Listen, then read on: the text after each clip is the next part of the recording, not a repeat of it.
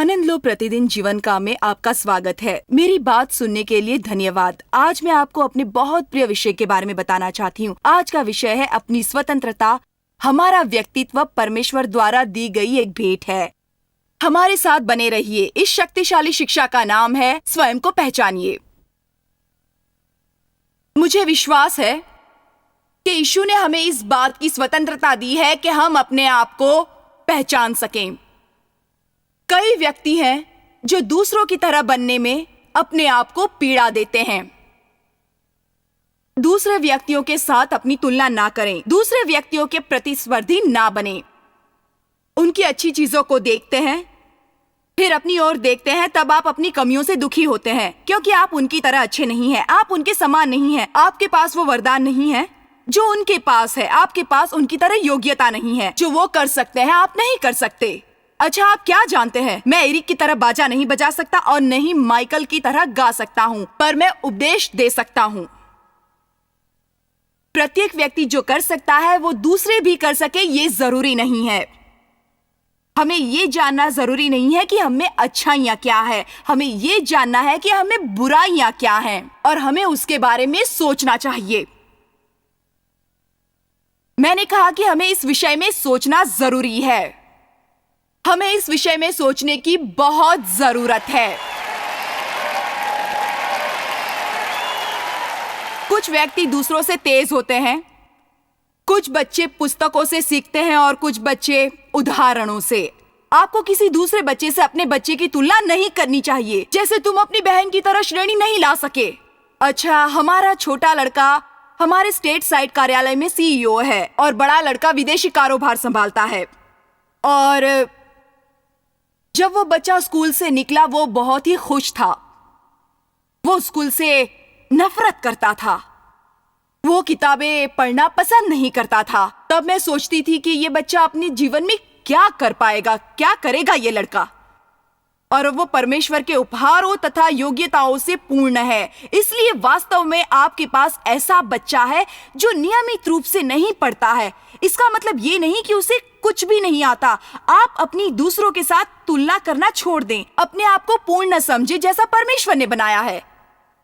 मैं फिर से कहती हूँ, अपनी तुलना दूसरों से ना करें और स्वयं को पूर्ण समझें, क्योंकि परमेश्वर ने आपको पूर्ण ही बनाया है। शैतान एक चोर है। वो आपको आपसे चुराना चाहता है, आपसे ही। शैतान आपको आपसे चुराना चाहता है। वो आपको स्वतंत्र रखना नहीं चाहता। वो आपको आपका आनंद लेने नहीं देना चाहता। अधिकांश लोग नीचे की ओर गिर रहे हैं। उनकी ओर मत देखिए। वो कौन है, क्या कर रहे हैं। एक समय था जब मैं अपने व्यक्तित्व से घृणा करती थी। मैं अपनी आवाज से घृणा करती थी। मैं ऐसा और वैसा करना नहीं चाहती थी। अंत में मैंने इसे महसूस किया कि ये क्या है। अब क्या हो और क्या नहीं हो। आज की रात अच्छी रात है इसके आगोश में रहने की, क्योंकि तुम वही हो जो वो है। आमीन, आमीन। जो मैं हूं वो मैं हूं। मैं क्या हूं? मैं परमेश्वर की कृपा से हूं, उसी की कृपा से हूं। ये क्या है और मैं इसे कर सकता हूं। एक मिनट के लिए यह विश्वास करना शुरू कीजिए। उन लोगों का क्या जो आपसे संतुष्ट नहीं है? उनमें से अधिकांश किसी से भी संतुष्ट होने वाले नहीं हैं। आपने अपना पूरा जीवन उन्हीं के लिए बिता दिया, लेकिन फिर भी वो आपसे संतुष्ट नहीं है। संतुष्ट नहीं हुए, इसलिए आज रात में प्रत्येक जो भी यहाँ है और टीवी देख रहा है उनसे कहना चाहती हूँ, उन व्यक्तियों को खुश करना छोड़ दीजिए।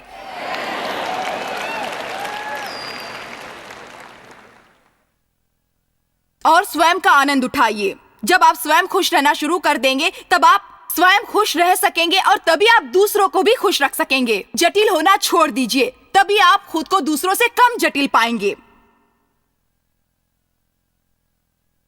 हम सभी उपहारों के साथ आते हैं और हम में कमियां भी होती हैं। हम शक्ति और कमजोरी के साथ आते हैं। हम उन चीजों को करते हैं जिन्हें कर सकते हैं। ऐसी चीजें भी हैं जिन्हें हम नहीं कर सकते। हम गलतियां करते हैं। हमें यह कहने में कोई भय नहीं है कि आप क्या जानते हैं कि आपने गलती की है। सीखने की प्रक्रिया में हम परमेश्वर की आवाज कैसे सुने, हम कभी कभी ये भूल जाते हैं। हम कहना चाहते हैं, मैंने सोचा मैं परमेश्वर को सुन रहा हूँ। ये प्रत्यक्ष था, मैंने उससे नहीं सुना। मैंने परमेश्वर को खो दिया। वे क्या है, जरा बोलो, ये क्या है? मैं परमेश्वर से दूर हो गया। मैंने परमेश्वर को नहीं सुना। मैं सोचता हूँ मैंने परमेश्वर की आवाज को खो दिया। मैंने बुरा काम किया, मुझे दुख है। दोबारा ऐसा नहीं करूंगा। क्या आपने मुझे सुना?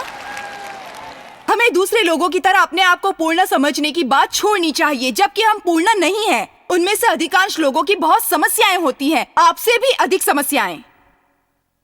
मुझे इस बात की परवाह नहीं कि लोग चर्च में कैसे काम करते हैं, परवाह इस बात की कि दरवाजे के पीछे क्या हो रहा है। प्रत्येक के पास चर्च रूपी चेहरा है। प्रार्थना करो। धन्यवाद यीशु। आमीन आमीन आमीन आमीन आमीन बहन, आमीन। हम प्रशंसा का बलिदान चढ़ाते हैं परमेश्वर को। सब मैं सौंपता हूं। जब रास्ता नहीं पाते तब आप घर पर क्या करते हैं? आप तब क्या करते हैं जब आपका बच्चा खाने की मेज पर दूध गिरा देता है? इसके संबंध में एक चीज है। जब तक दूध मेज की दरार में जाए, हमें मेज पे गिरे दूध को अच्छी तरह से साफ कर देना चाहिए, क्योंकि एक बार ये दूध दरार में गया तो ये सड़ जाता है, क्योंकि उस दरार में पहले का कचरा मौजूद है जिसे आपने पहले कभी साफ नहीं किया। जब दूध दरार में चला जाता है, मुझे याद है मेरा एक बच्चा हर रात कोई ना कोई चीज गिराता था। मैं चर्च में लीडर थी और बाइबल का अध्ययन चलाती थी और कुछ समय के लिए सामर्थ्य थी, और इतना ही नहीं, मैं दुष्ट आत्माओं को धमकाती थी और वहां से भगाती थी। मैं प्रत्येक को सिखाती थी कि क्या क्या करना है, पर जब मेरा बच्चा दूध गिराता था तो मैं जंगली बन जाती थी। मुझे विश्वास नहीं होता, हर रात मुझे शांति नहीं मिलती। मैं हमेशा सोचा करती हूँ कब हम आराम से बैठेंगे और भोजन का आनंद लेंगे।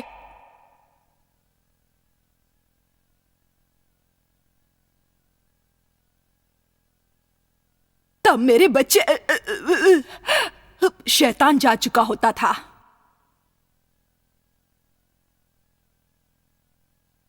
जब मैं किचन में पोछा लेने जाती थी जिससे मैं उस गिरे हुए दूध को साफ कर सकूं, तब मैं घर की दूसरी चीजों से भी टकरा जाती थी। मैं वास्तव में पागल हो जाती थी। मेज पर गिरा हुआ दूध पाए के जरिए नीचे आ रहा था, इसलिए मैं उसे साफ करने के लिए मेज के नीचे गई। मेरे एक बच्चे की लात मेरे सर पर लगी। मैं विवश थी।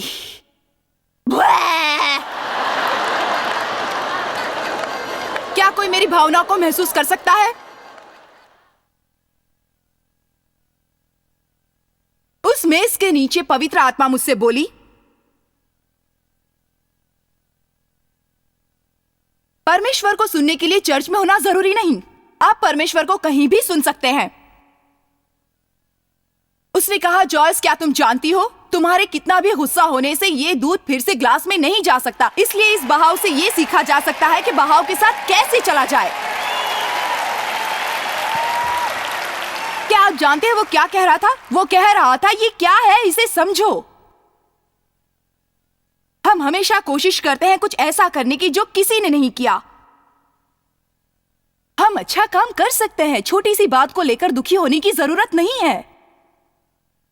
हमें शांत रहना चाहिए। आमीन। आप विश्वास नहीं करेंगे कि मेरे साथ क्या हुआ। जब मैं इन सम्मेलनों में आ रही थी तो रास्ते में मेरी मुलाकात शैतान से हुई, और वो शैतान और कुछ नहीं, मेरी शांति छीनना चाहता था। आज रात मुझे मीटिंग में आना था और कॉलर पर इस्त्री ठीक से नहीं हुई थी। मैं खुद इस्त्री करना चाहती थी। मैं प्रेस लेने के लिए बड़ी और मेरे हाथ से इस्त्री गिर गई। मैं सही कह रही हूं, विश्वास कीजिए।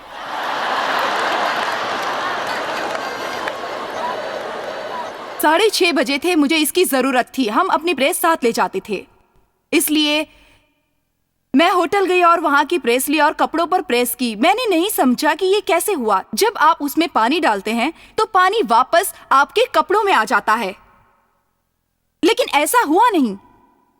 आखिर समस्या क्या है? आप इस्त्री में पानी डाल रहे हैं और वो भाप के रूप में बाहर आ जाता है। नहीं, आप अपने कपड़ों पर प्रेस करते हैं तो अगली चीज आप जानते हैं, अब आपके कपड़े गीलापन ले रहे हैं।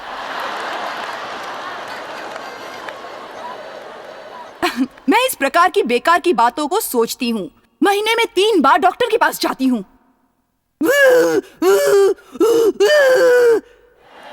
और फिर से डॉक्टर के पास जाती हूँ। मैं कहती, आप मेरी मदद करें, मेरे साथ कुछ गलत हो रहा है। वे कहते थे तनाव में तनाव दे रहे हैं, मैं बीमार हूँ। मैं उनसे कहती, मैं बीमार नहीं हूँ, आप मुझे बीमार बना रहे हैं। ठीक है तो मैं बीमार हूँ।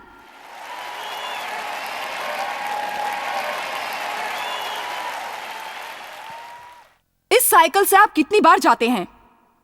तुम डॉक्टर के पास जाओ और वो आपको बताएंगे कि आप पर तनाव नहीं है। वे आपको पागल बताएंगे।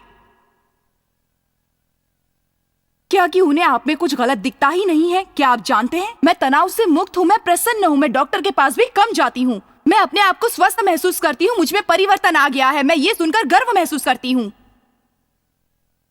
आमीन। इसलिए मैं इस बात से प्रभावित नहीं होती कि व्यक्ति चर्च में जाकर किस प्रकार का कार्य करते हैं। मैं तो उसी तरह आमीन कहती हूँ जैसे हर कोई कहता है। लेकिन ये वही है जो कि बंद दरवाजों के पीछे होता है। अगर कोई धार्मिक बातें करता है और वचन के संदर्भ देता है तो आपको उसके पीछे चलने की कोई जरूरत नहीं है। आपको परमेश्वर के सामने जीने की जरूरत है और यह सोचना छोड़ना होगा कि दूसरा क्या करता है। आपको किसी अन्य से अपनी तुलना करने की जरूरत नहीं है। आपको अपने आप में सीधे परमेश्वर के सामने रखने की जरूरत है। इसलिए मैं ऐसा कहती हूँ। पहला शमूएल 17:37 देखें। पहला शमूएल 17:37। मैं विश्वास करती हूं कि परमेश्वर हम सबको राजा बनाने के लिए अभिषेक करना चाहता है। बाइबल कहती है कि हम परमेश्वर के प्रति राजा और याजक हैं। जब मैं कहती हूं कि प्रत्येक का राजा बनने के लिए अभिषेक होगा तो इसका क्या मतलब है? मेरा मतलब है कि जो भी वास्तविकता है वो परमेश्वर ने आपको दी है। आपको अपने अधिकारों के साथ चलना चाहिए। आपको ऐसा करना चाहिए जो परमेश्वर को प्रसन्न कर सके। आपको राजा होने में असफल नहीं होना चाहिए। आपको अपना साम्राज्य नहीं खोना चाहिए। आप दूसरों की तरह बनने की कोशिश करते हैं इस हद तक कि परमेश्वर आपसे यह कहता है कि मैं तुम्हारा उपयोग करना चाहता हूं, लेकिन तुम नहीं हो, इसलिए दूसरे को चुना। पहला शमूएल 17:37। दाऊद ने कहा, यहोवा जिससे मुझे सिंह और भालू दोनों के पंजे से बचाया है, वे मुझे उस पलिश्ती के हाथ से भी बचाएगा। शाऊल ने दाऊद से कहा, जा, यहोवा तेरे साथ रहे। अब दाऊद जवान हो गया। परमेश्वर के सामने पूरा बचपन चरवाहे की तरह बिताया। उसे परमेश्वर पर भरोसा था। गोलियत इज़राइल की सेना के विरुद्ध आ रहा था। उसे सभी शक्तिशाली मानते थे। बड़े बड़े सैनिक और शक्तिशाली सैनिक भी उससे कांपते थे। दाऊद की उससे तुलना करो। देखा जाए तो दाऊद कुछ भी नहीं था। कुछ लोगों के साथ अपनी तुलना करो तो हम उनके सामने कुछ नहीं होते। लेकिन सही परीक्षा तब होती है जबकि कोई व्यक्ति कुछ करना चाहता है। यहाँ सभी सैनिक अपने शस्त्रों के साथ मौजूद है और बड़ी बड़ी बातें कर रहे हैं, ब्ला ब्ला ब्ला ब्ला। उनमें से कोई कुछ नहीं कर पा रहा है। और छोटा दाऊद जो मैदान में मौजूद है, जो भेड़ चराता है तथा यीशु से प्रेम करता है, परमेश्वर की प्रार्थना में गीत लिखता है, भजन गाता है, वो कहता है मैं उसे हरा सकता हूं। सब कहते हैं तुम उसे नहीं हरा सकते, लेकिन उसे विश्वास है कि वो ऐसा कर सकता है। सब कहते हैं कि नहीं, तुम ऐसा नहीं कर सकते। उसने कहा, वो कौन शेर है जो मेरे विरुद्ध है, मैंने उसे हरा दिया है। वो कौन भालू है जो मेरे विरुद्ध है, मैंने उसे हरा दिया है। और राजा शाऊल उसे जाने की अनुमति देता है और कहता है, जाओ, परमेश्वर तुम्हारे साथ है। तब शाऊल ने अपने वस्त्र दाऊद को पहनाए और पीतल का तोप उसके सिर पर रख दिया और जिलम उसको पहनाया। तब दाऊद ने उसकी तलवार वस्त्र के ऊपर कसी और चलने का यत्न किया। उसने तो उसको न परखा था, इसलिए दाऊद ने शाऊल से कहा, इन्हें पहने हुए मुझसे चला नहीं जाता, क्योंकि मैंने इन्हें नहीं परखा है। और ये कहकर दाऊद ने उन्हें उतार दिया। कभी कभी व्यक्ति इच्छा करते हैं मुद्दे करने की, लेकिन आप इसे अपने तरीके से नहीं करते हैं। अंत में शाऊल ने कहा, मैं तुम्हें अनुमति देता हूं, पर तुम्हें मेरा कवच पहनना होगा और मेरी नीति से ही युद्ध करना होगा। दाऊद ने कहा, नहीं कर सकता। इस बात के लिए मुझे अभिषेक नहीं किया गया है। जिस बात के लिए किसी और को अभिषेक किया गया हो वो मैं नहीं कर सकता, क्योंकि दूसरे लोगों की तरह कुछ करना ये हमारे विषय में नहीं है। ये तरीके या रूप या सूत्र के बारे में नहीं है। ये विषय है कि परमेश्वर किसके साथ है और किसके साथ नहीं है, कौन उसका अभिषिक्त है और कौन नहीं है। सबसे बुरी बात यह है कि हम परमेश्वर की कृपा खो देते हैं तो हम बीते हुए व्यक्ति हो जाते हैं।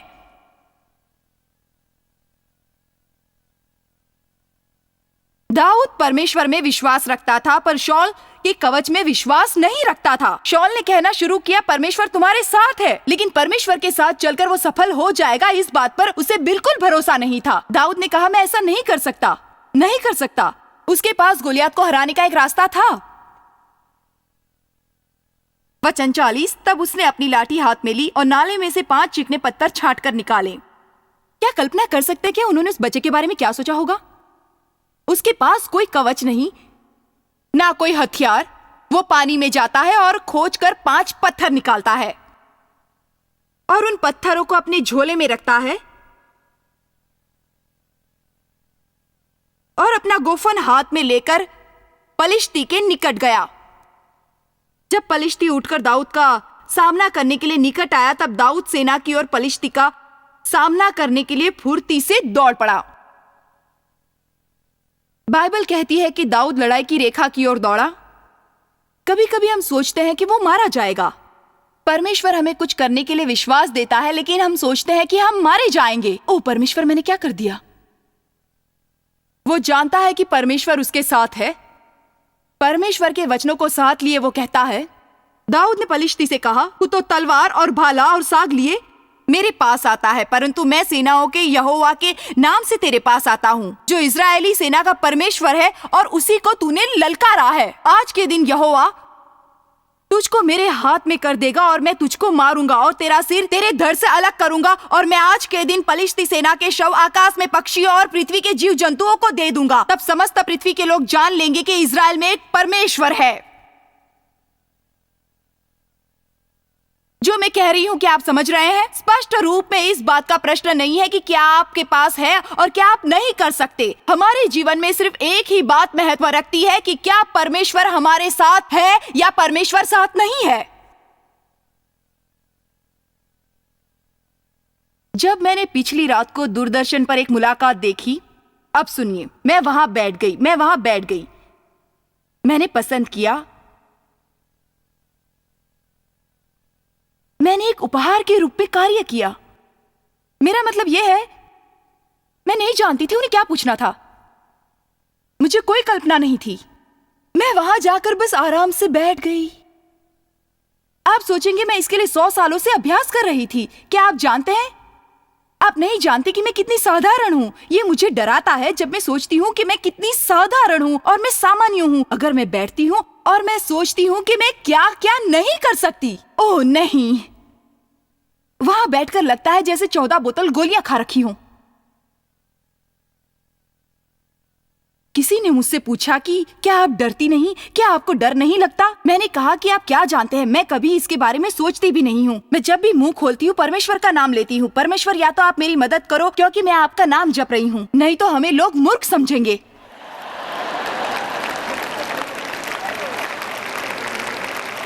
जब हम ये जानना चाहते हैं कि हमारे पास बेकार बातों का गुच्छा है, प्राकृतिक चीजों का गुच्छा हमारे पास है, मैं कहती हूँ ईश्वर के लिए ऐसा सोचना छोड़ दीजिए। ना मेरे पास कोई शिक्षा है, ना मेरे पास धन है और ना कोई सहायता करने वाला है। आपके पास परमेश्वर है। वही आपकी पूरी जरूरत है। जब परमेश्वर ने यहोशू को बुलाया तब जानते हैं परमेश्वर ने उससे क्या कहा? परमेश्वर ने कहा तुझे मूसा की जगह लेनी होगी। यही कहा परमेश्वर ने। मूसा एक नेता था। मूसा मर चुका है। अब मैं चाहता हूँ कि आप जाओ और उसने जो किया उसे खत्म करो। क्या आप जानते हैं परमेश्वर ने उससे आगे क्या कहा? परमेश्वर ने कहा कि तुम बिल्कुल वैसा ही करो जैसा मूसा ने किया। उससे मूसा ने ऐसा करने को नहीं कहा था। उसने कहा कि मैं मूसा के साथ था, इसलिए मैं तुम्हारे साथ भी होऊंगा। आगे बढ़ो, आज रात को इसे प्राप्त करेगा।